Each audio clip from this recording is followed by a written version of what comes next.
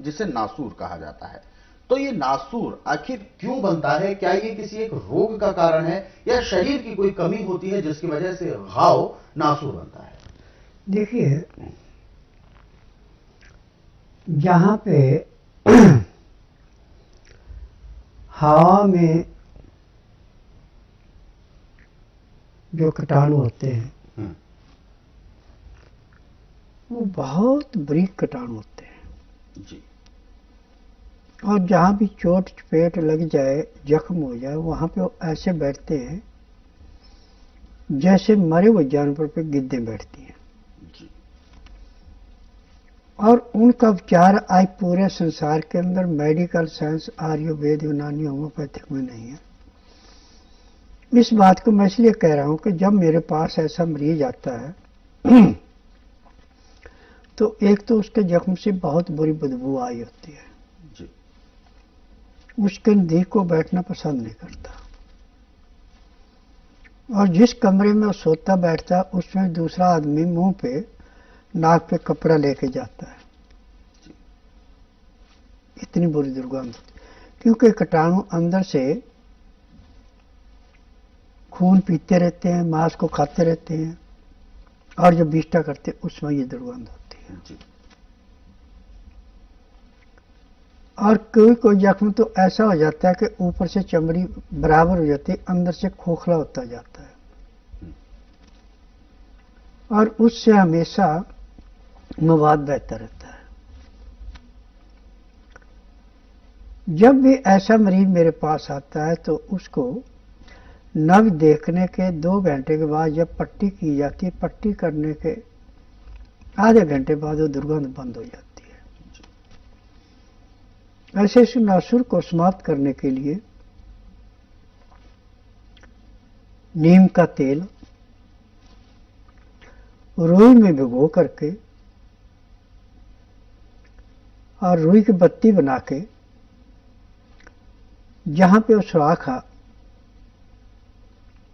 नासूर का, उसके अंदर सलाई से आस्ता आस्ता उसको डालते जाते हैं। जब तक वो रुई बत्ती वाली अंदर जा रही तब तक सलाई से उसको दबाते रहेंगे, परंतु रोगी को दर्द नहीं होता जी। और जैसे जैसे वो बत्ती नीम के तेल वाली अंदर जाती है और बाहर से उनको जो ऑक्सीजन मिलती थी वो मिलना बंद हो जाती है, तो नीम का तेल हर किस्म के कीटाणु को ऐसे नष्ट करता है जैसे जलती अग्नि पतंगे को नष्ट करती है। तो जितने भी कीटाणु वो नष्ट हो जाते हैं जी। और उससे जो मवाद आ रहे थे वो मवाद नहीं आएंगे। आप 4 घंटे बाद जो थोड़ी सी आपने रुई की बत्ती बाहर रखी है उसको आस्ता आस्ता खींचेंगे, सारी बत्ती बाहर आ जाए, उसके साथ गड़ा हुआ अंदर का मांस भी साथ आएगा और उसको यदि आप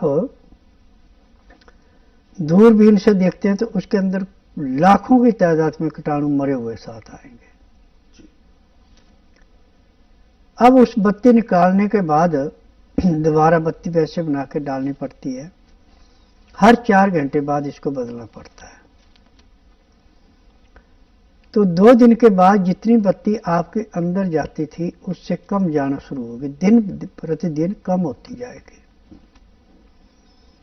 और एक दिन तो ऐसा आएगा कि बत्ती अंदर जाएगी नहीं, क्योंकि नीचे से जो कीटाणु मांस को खाते थे वो मांस तो खाएंगे नहीं, वो मांस भरना शुरू हो जाता है। जैसे जैसे नासूर अंदर से समाप्त होता जाता है वैसे वैसे रुई की बत्ती भी अंदर जाना कम हो जाती है। जब बत्ती बिल्कुल बंद हो जाती है तो सिर्फ रुई को नीम के तेल में भिगो के और उसके ऊपर रख के खाकी रंग की सैलो टेप से उसको बंद कर दिया जाता है। और कितना भी पुराने से पुराना नासूर है 1 महीने से ज्यादा टाइम नहीं लगता, 1 महीने में समाप्त हो जाता है। और मेरे पास महीने में 10 से 15 मरीज ऐसे आते हैं। किसी का इलाज 15 साल से चल रहा है, किसी का 20 से चल रहा है, किसी का 4-5 साल से चल रहा है। परंतु यहाँ आने के बाद जब उसको पट्टी कर दी जाती है तो उनसे मुंह से एक ही शब्द निकलता है कि हमने बहुत जगह धक्के खाए, बहुत दवाइयाँ खाई, पर जो चमत्कार आपकी दवाइयों में वो किसी के पास नहीं है। तो मैं उनसे निवेदन करता हूँ कि देखिए, मुझे 10,000 जड़ी बूटियों की पहचान है और मेरी अपनी फार्मेसी दवाइयाँ बनाने की। मैं किसी की बड़ी बड़ी दवाइयाँ नहीं बेचता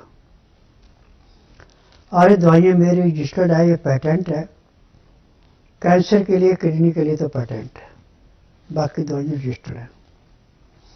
जब आप दवाई खाएंगे तो अंदर से भी राह मिलेगा, बाहर से भी राह मिलेगा। और जो मैंने तेल बनाए ये इतने ताकतवर है कि आपको किसी भी किस्म का रोग, हर एक रोग को ऐसे चाटते हैं जैसे दीमक लकड़ी को चाटती है। ये जड़ी बूटियों का सारा चमत्कार है। ये कहे कि मेरे हाथ का है तो मेरे हाथ का नहीं है। मैं तो आप जैसा साधारण प्राणी हूं और मैंने पूरे संसार से एक निवेदन किया है कि जिस रोग का उपचार करने उसका मेरे पास है। ना तो आपने टेस्ट रिपोर्ट लानी, ना मुंह से बोलना, ना कोई कागज पत्र लाना। यहाँ का नियम है कि जिस दिन आना है उस दिन बुधवार नहीं होना चाहिए। बुधवार की मैं छुट्टी रखता हूँ। गुरुवार से लेकर मंगलवार के बीच में आए। जिस दिन आना उस दिन रात्रि 10 बजे तक खा पी के दांतन कूड़ा करके बड़ी इलायची मुंह में रख के चूसते रहे। सुबह 9 से 10 के अंदर अपना नामकरण कराएं। 10 से 12 में नाड़ी प्रश्न करता हूँ। नाड़ी प्रश्न में पैर के तलुए से सिर के बाल तक की MRI, CT scan, X ray, ultrasound, ECG, sonography सब कुछ 5 सेकंड में हो जाती है। उसमें जो भी कमी शरीर में पाई जाती है दवाइयाँ दी जाती हैं। दवाइयाँ खाने की हैं, दवाइयाँ पीने की हैं, मालिश करने के तेल हैं, आँख में, नाक में, कान में डालने की दवाइयाँ हैं। यदि रोगी नियम से दवाई खाता है, परहेज करता है, जिस दिन रोगी मेरे आश्रम में आता है उसी दिन उसको 15 से 20% आराम मिल जाता है। जिसका भाग अच्छा उसको 35 से 40% आराम मिल जाता है। और मेरे आश्रम की दवाई सारी उम्र नहीं खानी पड़ती। किसी को 15 दिन, किसी को महीना, किसी को 1.5, किसी को 2 महीने, ज़्यादा 3 महीने। जैसे रोग समाप्त होता है दवाइयाँ बंद हो जाती है। और इन दवाइयों की विशेषता है कि इनका साइड इफेक्ट कोई नहीं है। दवाई कम खाएंगे तो भी लाभ देगी, ज़्यादा खाएंगे तो भी लाभ देगी। इनका साइड इफेक्ट नहीं है। जैसे इंग्लिश दवाई आपने थोड़ी सी ज़्यादा खा ली तो उसका भी साइड इफेक्ट है, कम खाए तो उसका लाभ नहीं है। और कुछ टाइम तक वो दवाइयाँ जो है आपके रोगों को सुन करती हैं जहाँ पे तकलीफ है। बाद में जब आपके शरीर को उसका अभ्यास हो जाता तो उसका कोई लाभ नहीं होता। मेरे पास पूरे संसार से जो रोगी आ रहे हैं वो एक ही बात कहते हैं नाड़ी परीक्षण के बाद कि आपको तो हमें कुछ बताना नहीं पड़ा। आपने नब्ज देख के जो हमें हजारों रुपए खर्च करके टेस्टों से नहीं पता लगा वो आपने 5 सेकंड में बता दिया। तो मैं उनसे निवेदन करता हूँ, देखिए मैं नाड़ी वैद्य हूँ, मैंने थ्योरियाँ नहीं पढ़ी हैं और मैंने किसी यूनिवर्सिटी से डिग्री नहीं प्राप्त की है। मैंने नाड़ी का ज्ञान प्राप्त किया है। जो जंगलों में योगी रहते थे, सन्यासी रहते थे और गांव कस्बों में जो वैद्य रहते थे उनसे मैंने ज्ञान सीखा है। और नाड़ी ज्ञान जो है अंग्रेजों के राज के अंदर तो काफी था, परंतु जब से अपनी गवर्नमेंट बनी है तब से इसका उपचार बिल्कुल दिन प्रतिदिन समाप्त होता गया। और आज एलोपैथिक दवाइयाँ चाहे आयुर्वेद चाहे यूनानी सब में सिर्फ थ्योरी पढ़ाई जाती है, प्रैक्टिकल कोई नहीं होता। अब जिन फार्मेसियों को दवाइयाँ बनाने के लाइसेंस दिए गए हैं वो दवाई पे चाहे जो मर्जी लिखते हैं, यदि उसका नुस्खा पूरा नहीं तो दवाई लाभ नहीं करती। तो हम डॉक्टरों को दोष कैसे दें? दोष तो हम उन कंपनियों को देते हैं जो दवाई का नुस्खा पूरा नहीं बनाती।